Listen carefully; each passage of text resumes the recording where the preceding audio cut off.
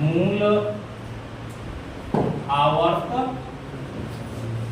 सारणी के लक्षण।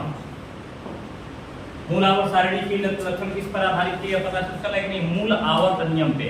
कल उसका परिभाषा दे दिए थे। मूल आवर्त नियम, मूल आवर्त नियम में क्या था? परमाणु भार तत्वों के मुख्य गुण होते हैं, मुख्य गुण होते हैं। मतलब अर्थात इसका सही परिभाषा क्या है? अर्थात तत्वों के भौतिक एवं रासायनिक गुण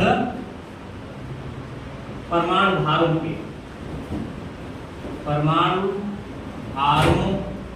के आवर्ती फलन होते हैं, आवर्ती फलन होते हैं। इसका ये अर्थ हो गया कि हम परमाणु भारों के बढ़ते क्रम में तत्वों को रखेंगे ना, तो उनके परमाणु भार ही उसके असली गुणों को प्रदर्शित करेंगे। सच्चाई यह है कि जब हम सारणी बनाएंगे, सारणी में उसी तरह से 10 बताए हैं 10 क्षैतिज पंक्तियां रखेंगे जिन्हें श्रेणी कहा जाएगा, और 7 क्षैतिज पंक्तियां समझ रहे हो ना? ऐसे सा लगा हुआ जो क्षैतिज होता है, यानी जो ऐसे समांतर लिखते हैं। तो इस क्षैतिज पंक्तियों में जो 7 क्षैतिज पंक्तियां रही उनको आवर्त कहा जाएगा, और उनको खड़े खड़े 8 स्तंभों में बांटा जाएगा। तो उनको क्या कहेंगे? वर्ग कहेंगे अथवा समूह कहेंगे। क्लियर हो गया? और उन सभी कालों में या जगहों पे, सभी बक्सों में परमाणु भार को ध्यान में रखते हुए उन तत्वों को व्यवस्थित करेंगे। परमाणु भार के बढ़ते क्रम में रखेंगे, तब उसका जो असली गुण दिखेगा, तेल में जो गुण आएगा वह क्या होगा? उनके भौतिक गुण हो, चाहे उनके रासायनिक गुण हो, उनके आवर्ती फलन उनके यानी बार बार आवर्तों में आएंगे और उनकी व्याख्या कराएंगे। यानी बार बार उनके वर्गों में आएंगे, आवर्तों में आएंगे तो उनके गुणों की समानता प्रदर्शित करेंगे, और उनके वर्गों में आएंगे तो थोड़ा थोड़ा गुण उनका बदलता जाएगा। जैसे पहला तत्व अगर हम देखेंगे तो क्षारीय धातु रहेगा, उसके बाद वाला जो तत्व रखेंगे तनिक कम क्षारीय रहेगा, उसके बाद वाला और कम क्षारीय रहेगा, उसके बाद वाला उदासीन हो जाएगा, उसके बाद वाला अगर धातु इधर तो धातु बनता जा रहा जाएगा, और अंत में आते आते एक समय ऐसा आएगा कि सब तत्व जो होंगे वो क्रम से अधातु होते जाएंगे। और अगर क्योंकि यहाँ पर भी हम वह बात नहीं खोजी, अक्रिय तत्व खोजे नहीं गए थे, इसलिए यहाँ पर अधातु जो है वो सबसे अंतिम तत्व होगा। समझ में आया कुछ? जैसे न्यूटन का अष्टक नियम लिया गया था, तो लिथियम याद आया, लिथियम के बाद बेरिलियम, बेरिलियम के बाद बोरान, बोरान के बाद नाइट्रोजन, नाइट्रोजन के बाद ऑक्सीजन, नहीं बोरान के बाद कार्बन था, कार्बन के बाद नाइट्रोजन, नाइट्रोजन के बाद ऑक्सीजन, ऑक्सीजन के बाद फ्लोरीन। फ्लोरीन तक की भी अगर बात करें तो फ्लोरीन अंतिम में क्या है? अधातु है कि नहीं? और पहला वाला जो हमने लिथियम लिया था वो क्या है? धातु है।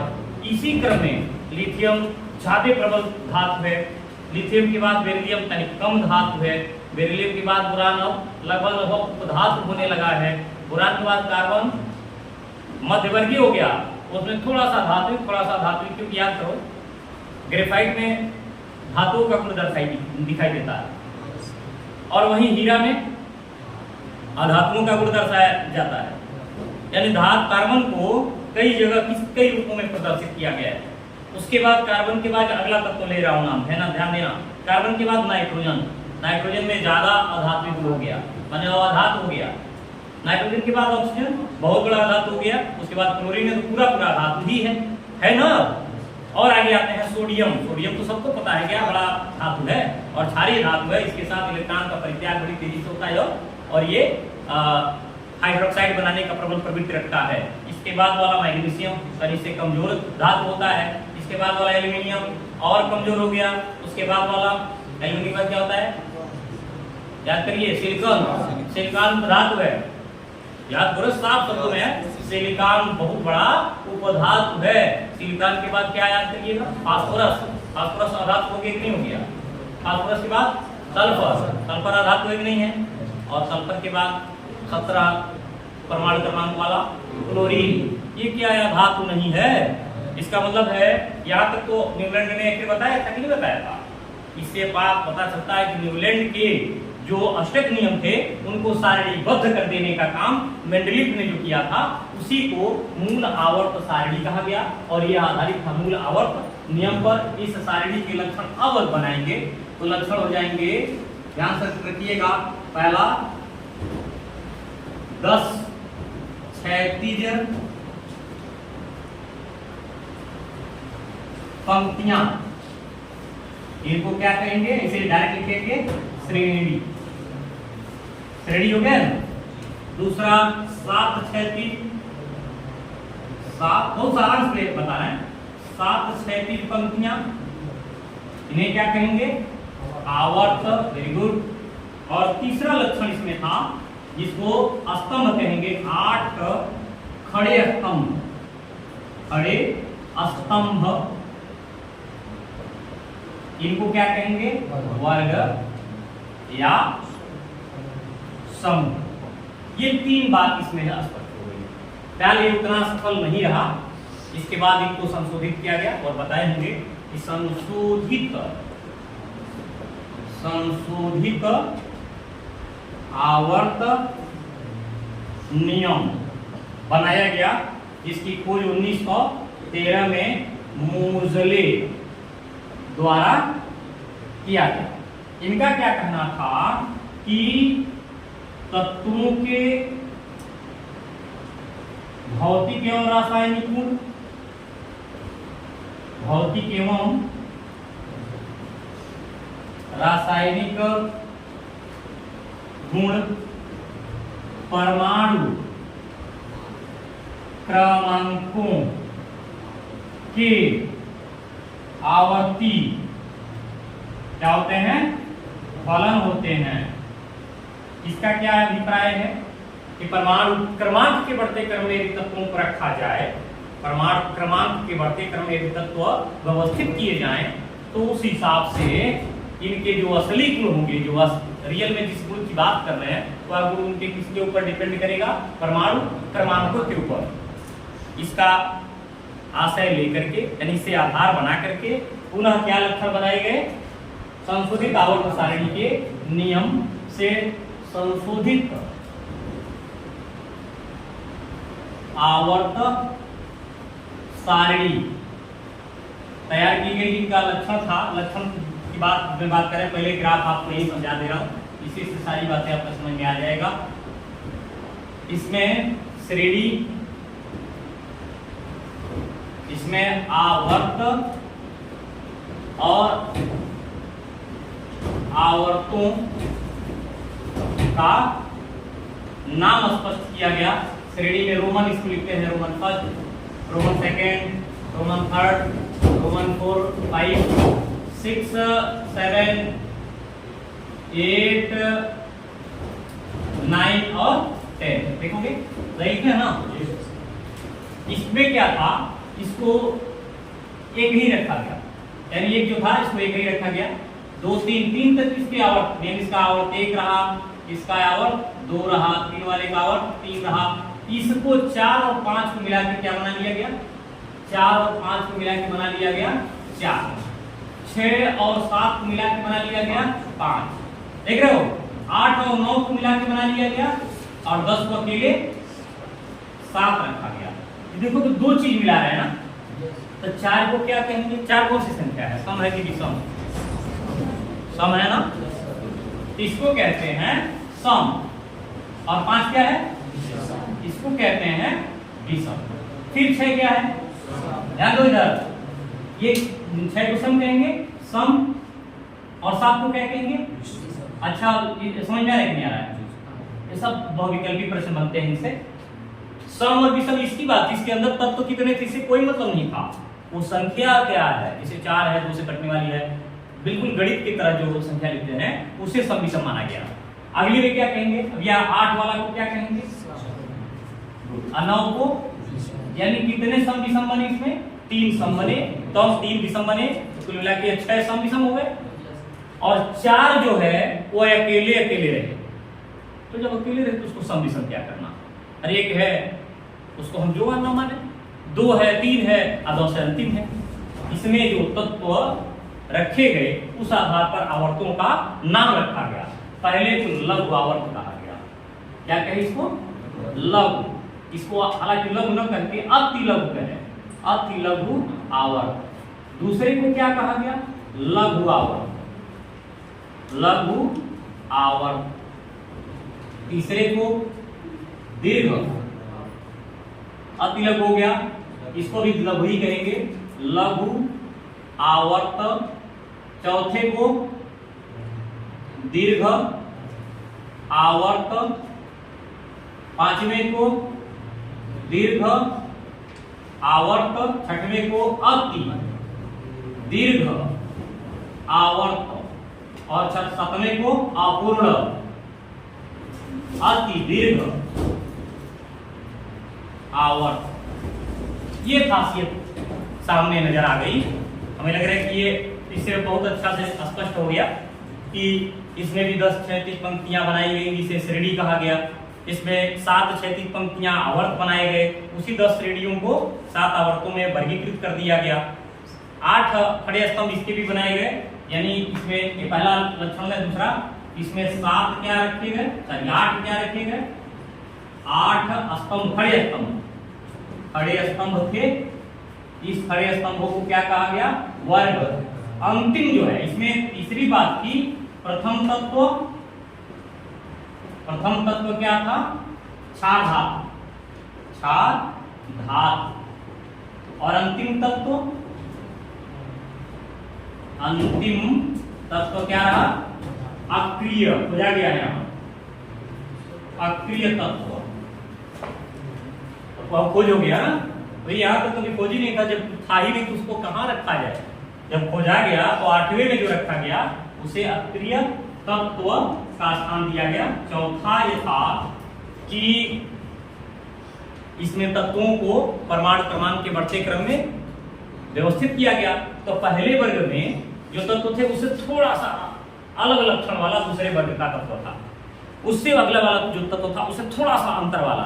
लेकिन जैसे ये होते होते होते होते अगली बार जब वो वर्ग में आवर्त में आया तो उन 2 तत्वों का लक्षण क्या हो गया, समान हो गया। यानी इसमें आवर्तिता स्पष्ट हो गई। नहीं क्लियर हुआ? जैसे पहला वर्ग है, पहले वर्ग में जो रखे उसके बाद वाले फिर अगले वर्ग में रखे, तो पहले वर्ग से दूसरे वर्ग के तत्व में बहुत बड़ा डिफरेंस नहीं। ये नहीं कि एक धातु रखे वो अधातु रख दिए ना, जो धातु था उसके बगल वाला थोड़ा सा धात्विक कम रहा, लेकिन धातु ही रहा। उसके बाद वाला तनी और कम धातु हुआ, उसके बाद वाला उपधातु हुआ, तब अभी उपधातु में और तनी कमजोर उपधातु हुआ, तब जाके अधातु हुआ। यानी ऐसे उसके क्रम या तो घटते रहे या तो बढ़ते रहे, एक क्रम से व्यवस्थित किया गया। तो इस तरीके से इनकी आवर्तिता भी तत्वों की आवर्तिता स्पष्ट होगी। और 5वें में अगर का है तो तत्वों का उचित स्थान स्पष्ट हो गया। परमाणु क्रमांक के हिसाब से उनके गुणों में कुछ न कुछ स्पष्ट लक्षण दिखने लगे। अब इससे हमको लाभ क्या मिला, लाभ बोल दे रहे हैं, लाभ ध्यान से सुन लेना। पहला लाभ ये हो कि तत्वों का स्थान स्थायी हो गया, तो हमको ये जानकारी होने लगा कि हाँ ये तत्व अगर धातु है तो अगले वाला तत्व थोड़ा सा कम धातु होगा, लेकिन होगा धातु ही, तो उसके लक्षण की अस्थायी जानकारी हो गई। दूसरा लक्षण ये हो रहा कि हम जगह उसमें खाली जो था, इससे ये प्रेरणा मिली कि और भी तत्व खोजे जा सकते हैं, तो उस जगह पे रखे जाएंगे जिस जगह पे खाली स्थान छोड़ा गया है। तीसरा, सभी तत्व एक जगह होने से उनके गुणों का कंपैरिजन, जैसे हम अकेले रहे तो हमारे गुण का क्या तुलना है, 4-5 लोग रहे तो हम लोग की तुलना होगी कि ये पढ़ाने में अच्छे हैं, पढ़ाने में बुरे हैं, बात समझ में आ रहे हैं। जैसे हम अकेले अध्यापक हूँ, तुम्हें पढ़ाते रहे, तुम मेरे अलावा दूसरे किसी अध्यापक को जानते ही नहीं हो, तो क्या आइडेंटिफाई करोगे?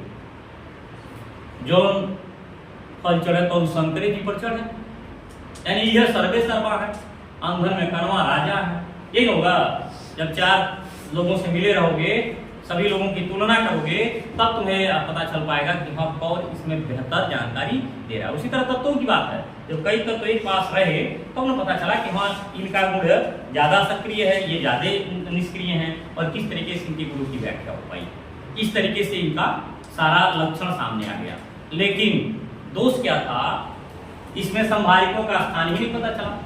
सही, संभारिक क्या होता है याद है ना, तुम लोग बताए थे कि संभारिक वे तत्व होते हैं जिनके परमाणु क्रमांक भिन्न भिन्न होते हैं। यही है, थोड़ा सोच लो।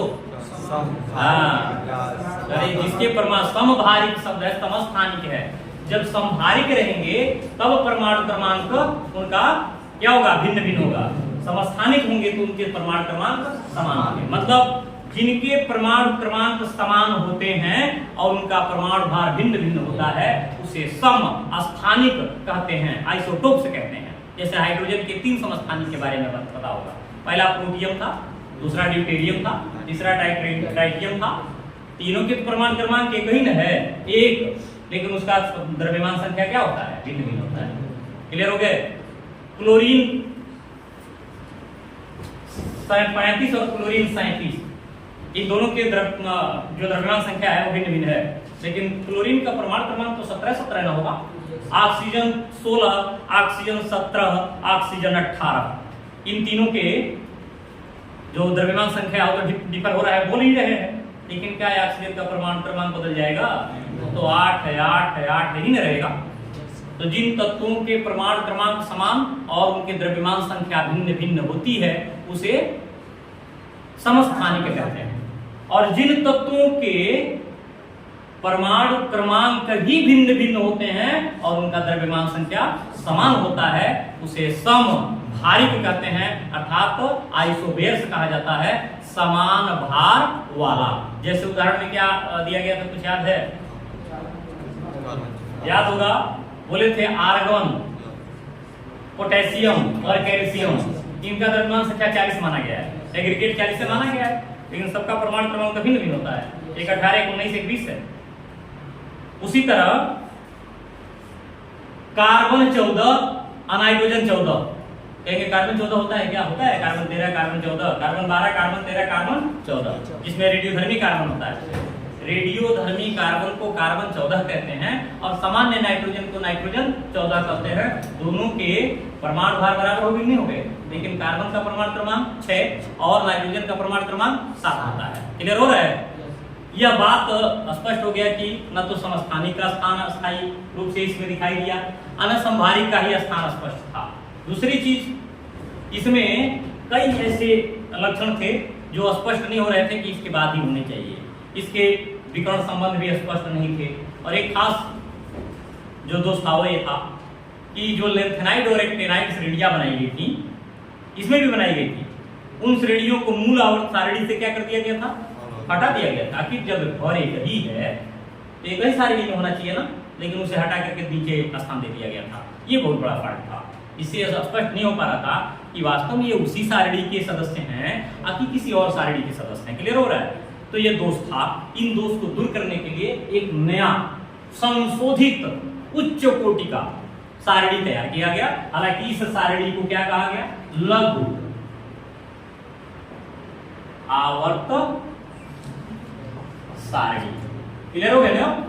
इसे लघु आवर्त सारणी कहा गया। और जो नया सारणी संशोधित करके बनाया गया वह मूलतः नील बोर के परमाणु मॉडल पर आधारित रखा गया और उस आधार पर जो संशोधित सारणी बनी उसे कहा गया दीर्घाकार आवर्त सारणी। और दीर्घाकार आवर्त सारणी में इतने कम कॉलम नहीं बनाए गए, उसके और अधिक कॉलम बनाए गए, जिनको हम आगे अगले टॉपिक में क्लियर कर रहे हैं।